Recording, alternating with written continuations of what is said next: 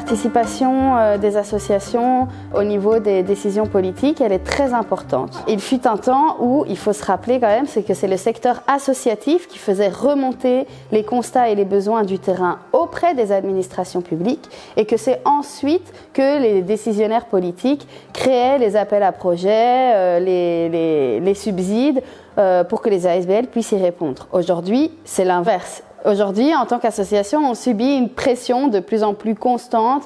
On subit un contrôle des dépenses et de nos actions de plus en plus important, tant pour les subsides structurels que pour les subsides ponctuels. Alors que la plupart des associations effectuent un vrai travail de cohésion et de vivre ensemble au sein de la société, un travail qui est nécessaire pour le bien-être de tous les citoyens et les citoyennes. Il me semble vraiment plus que nécessaire que la participation des associations soit prise en compte.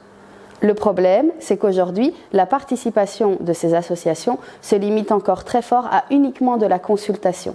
On nous demande notre avis et puis c'est tout.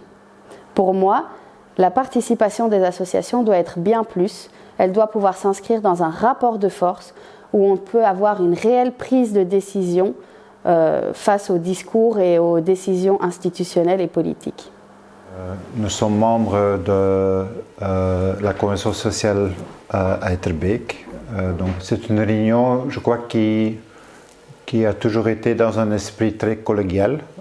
Maintenant, l'évolution que je vois, c'est qu'on vient d'un peu plus formaliser cette cohésion sociale.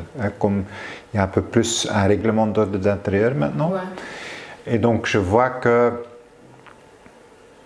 depuis cet règlement, heureusement, entre je veux dire, services, ça n'a pas très changé. Hein.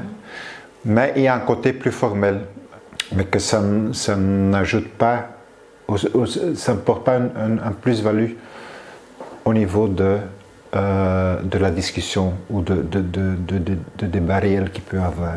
C'est tout à fait possible de le faire d'une autre manière, sans vote, je veux dire, ou arriver à la même conclusion. Ce n'est pas parce qu'on ne fait pas de vote que c'est moins décisif, donc, ou que l'impact est moins grand. Peut-être même au contraire, je pense que maintenant tout est formalisé.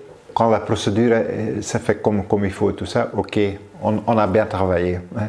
Tandis qu'on se demande peut-être un peu moins maintenant de tiens, le contenu, les aspects de cohésion sociale, de terrain, est-ce que là on ose un peu aussi plus mettre les points sur l'agenda. Hein. Je vois aussi que l'agenda, il est déjà un peu fort rempli par une certaine formalité encore. Et donc, il reste moins de temps pour encore parler sur autre point. Je mets un point d'interrogation sur, ok, qu'est-ce qui se fait avec la discussion après la réunion, hein?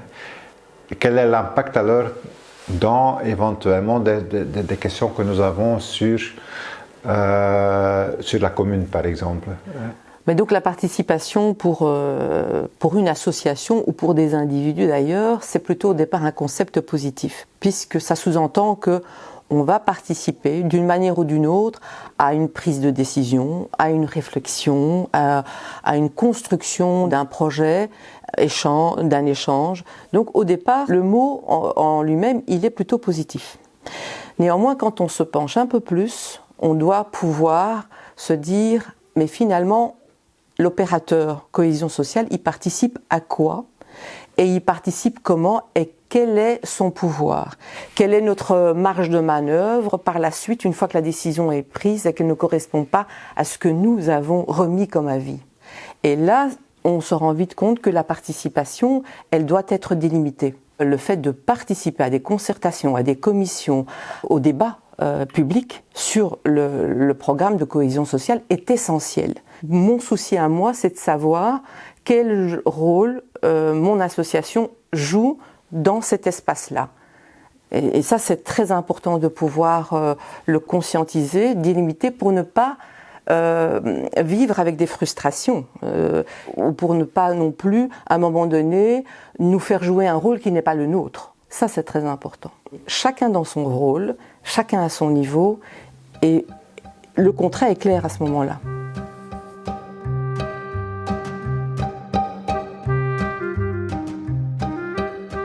Donc, concernant les remises d'avis, le processus des remises d'avis en 2023, c'était compliqué. Déjà, un constat, c'est que le processus n'était pas le même dans toutes les communes de Bruxelles. À Anderlecht, c'était un gros boulot. On a créé ensemble le processus au préalable. Et puis, quand on l'a mis en œuvre, on s'est rendu compte qu'il y avait encore des couacs. Le vote ne reflétait pas la discussion. Et que donc, il est arrivé sur certains cas que dans la discussion, tout allait bien, le projet était génial. Et puis, au vote, en fait, il transparaissait qu'il y avait des contre ou des abstentions qui n'avaient pas pu être détectables au sein de la discussion. Cependant, je pense que l'important, c'est de garder en ligne de mire l'enjeu de ce processus de remise d'avis. On est plutôt là pour dire, nous, en tant qu'association experte, en tant qu'association active dans le secteur de la cohésion sociale et du vivre ensemble, il nous semble que cette association a les armes pour être active également là-dedans et faire du travail correct. Mais après, juger, évaluer, je pense que ce n'est pas à nous, les associations, de rentrer dans ce jeu-là. En fait, c'est l'État qui veut nous juger, qui veut nous évaluer. Je ne sais pas si c'est la meilleure manière de faire quand on travaille avec l'humain. Pour moi, le jeu, on l'a joué pour pouvoir aller plus loin que ça. Mais si on reste à ça, ça reste impertinent. Il faut se poser la question de quel rapport de force on souhaite instaurer en tant que secteur associatif et comment on veut se soutenir les uns et les autres dans nos difficultés structurelles, personnelles ou spécifiques.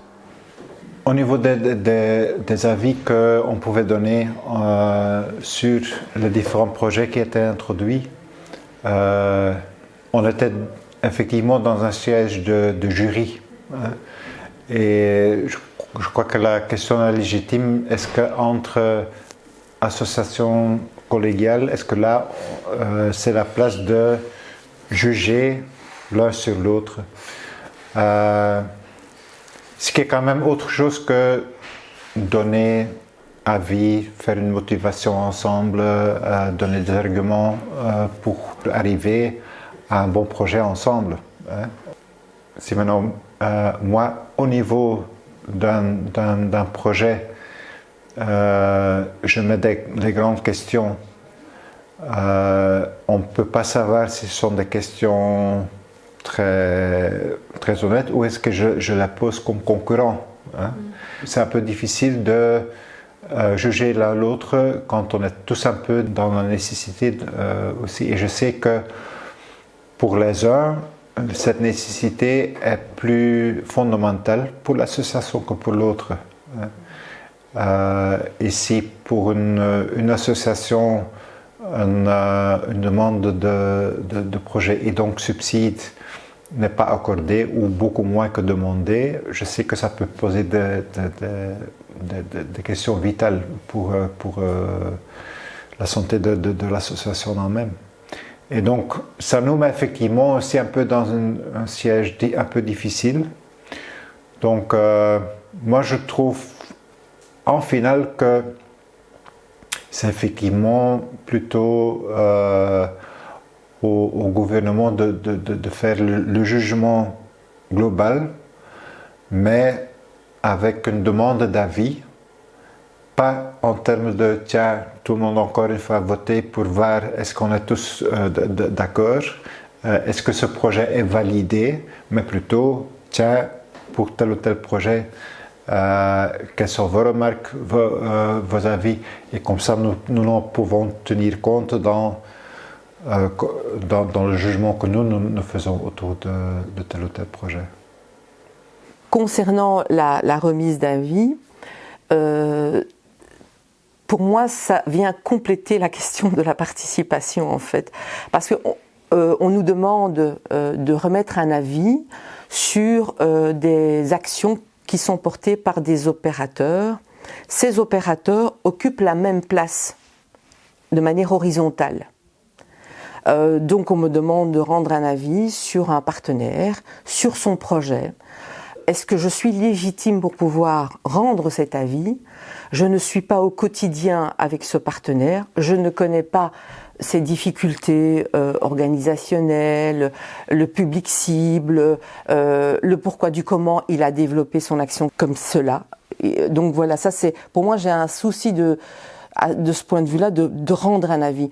Je peux rendre un avis sur la globalité.